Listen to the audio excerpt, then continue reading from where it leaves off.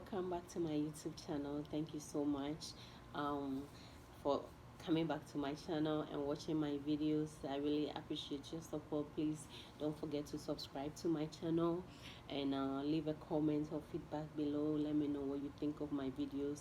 I really appreciate it. All right, okay, so let's get into the video. So often at times we ask ourselves and or we try to figure out how we can achieve financial independence and be able to go off and do things that we love to do, spend time with our families, and create wealth. But how is it so difficult to achieve financial independence when we are working so hard, and then but yet it's so difficult to make gains or get ahead in life or to acquire wealth? And so this video is to talk about some few things that we can do to really help ourselves to get ahead of that curve. And I think one of the biggest obstacle to creating wealth is debt. And when I say debt, there are different types of debt, but the debt that I think is really bad and is a major obstacle to us creating wealth is credit card debts. Credit card debts, can really sabotage whatever you're trying to achieve, because most cases the interest rates are so high that you are barely making gains with the minimum payment that you are making. It's so frustrating and it's so hard when you are making your payments every month, but yet it seems like you are, not making any headways in paying down that debt. And so I think most of the time, most people, what happens is they don't even open that credit card bill to see what is there, how much interest am I paying, how much of the money that I'm paying at the end of the month is really going towards interest and how much is going towards principal. And until you understand those numbers, it's very hard for you to make changes, because you need to pay more than the minimum payment, and you also need to, more importantly, know how much interest you are paying on that credit card, because the interest is a major problem. um, Most of the time these credit cards are charging you interest rates in the double digits, and when that happens, whatever minimum payment you are making is like only about 1% is going towards your debt, and the rest is just going towards interest. So instead of you saving money to create wealth for yourself, you are rather making the credit card companies rich, and I don't think that is right. I think we need to make changes, and we need to you know educate ourselves and learn how to get ourselves out of credit card debts. I mean, my major issue is most with even the store credit card, because I think the store credit cards, the interest rates are so super high that sometimes it's so difficult to pay those debts off. When you go to the department stores, most of the time when you finish picking up your items, you go up to the cashier, they ask you, oh, would you like to apply for a store credit card? It will help you save 10%. And I mean, that sounds good, right? Everybody would love to save. Who wouldn't want to save 10% on their purchase? But what we don't usually think about, and what we don't try to find out, is how much interest rate is on that credit card that they're offering me. We forget to ask, and I think it's an important question to ask, because that 10% that they are offering you in discounts might be worthless at the end if the card is coming with an interest rate of 27%.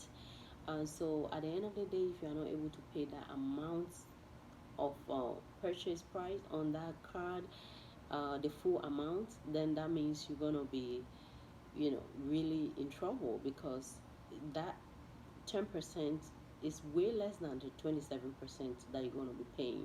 And if you are not careful, those are the type of credit cards you can never get yourselves out of, because no matter how much you pay, the debt is not going down. So I think we need to avoid those credit cards. If you have one right now, I would suggest you look for like a better rate offer somewhere. You can apply for another credit card with 0% introductory rate. If you are lucky to get one that offers you 0% interest rate for 1 year, why not? I think you should take it, transfer that balance over to that credit card, and make sure you pay it off within that year. Don't go over, because when you don't pay that full balance in 1 year, you sort of find yourself in the same situation that you started with, because you're gonna start paying interest on that one too. So, but that's our goal, is to get out of debt, and I'm just trying to lay out some ways to help ourselves get out of debt, so that we can begin to build wealth. Because most of the time, um you're talking about investments. Investing in the stock market, returns are not guaranteed, but paying down your debt is when you put that money towards your debts, is guaranteed you're going to pay it down. Investing in index funds is a great idea. It's a great way to build wealth, but you don't want to start investing in index funds when you have an interest rate of 27% on a credit card. Because guess what? You're not going to get 20% or 27% interest on an index fund. You're not going to get it. The average interest, like the average returns on an index fund, is around like 7%. And so if you are looking at trying to save and build wealth through investing, I think the best way and area to start is trying to get off credit cards, and pay it off. And after that, you can then put that money towards investing for your financial independence. I think that's the best way to go about it. um if you have any form of debt, like student loans, all those stuff, it's better to just try as much as possible to pay more towards those debts. And after that, then save for your emergency fund, because anything can happen. You can lose your job, you can get sick, god forbid, anything can happen. So save for your emergency fund, pay down your debt. Then after that, you can think about ways that you can invest in the stock market for your financial independence, because I think financial independence is a wonderful thing to achieve, and it's something that we should all strive for if we want to get ahead and be able to go off and do some of the things that we love to do. But you cannot achieve financial independence when you are stuck in debt, and you are paying an interest rate of 27% to a credit card company. It's not gonna work. So I hope this video helps, and I hope you're able to take something out of it to make some changes that is so much needed.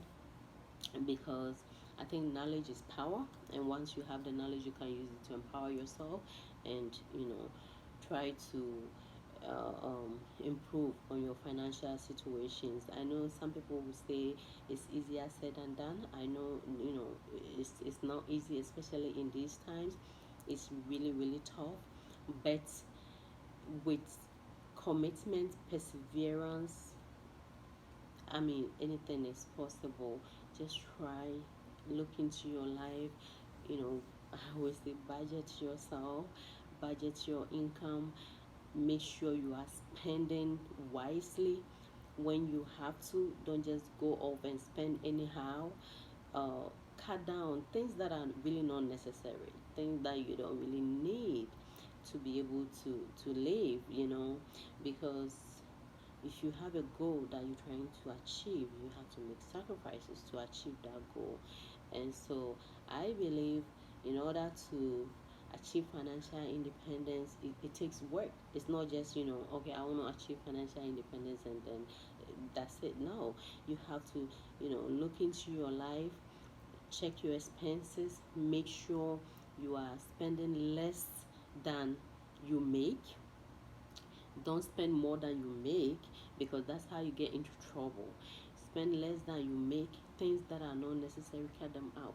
Eating out too much, going to vacations that you cannot afford, going on vacation using credit card, swiping credit card to buy tickets and booking hotels and going to restaurants. I mean, these are things that you can avoid in order to achieve financial success. So I hope this video helps. Thank you, and don't forget to subscribe to my channel. Thank you so much.